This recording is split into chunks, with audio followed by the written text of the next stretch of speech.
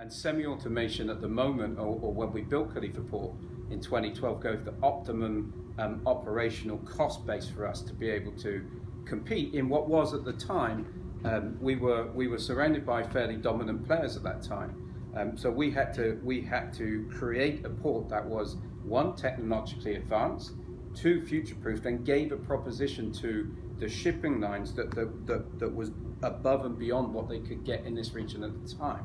Now things have moved on, people catch up. You only have that advantage for a very short space of time. Now we have to take that a stage further, and that's what Abu Dhabi Ports, and under the leadership of the Abu Dhabi leadership, is doing. We're looking at next phase automation. Automation is not just on terminal operations, but we would love an ambitious target to be the first paperless port anywhere in the world. Now that's a bold statement because ports are heavy paper users. They have so many stakeholders that attach into that need documentation, that need requirements.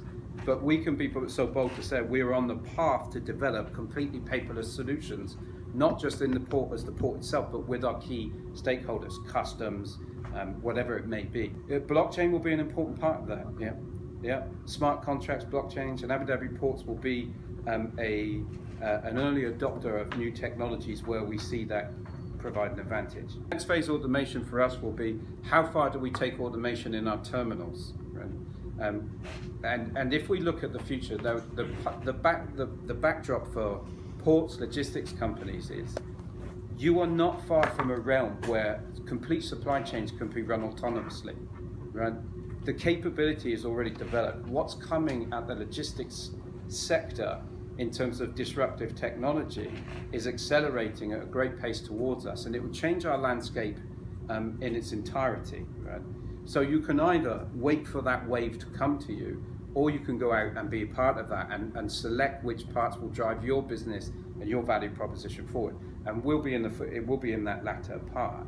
But it's not beyond the realms of man that you can see automated manufacturing, driverless vehicles taking products to fully automated ports, on automated or crewless vessels, which are now being tested, coming into other ports that are completely automated, with again driverless vehicles going into warehouses that are already semi or fully automated, and then your last mile delivery.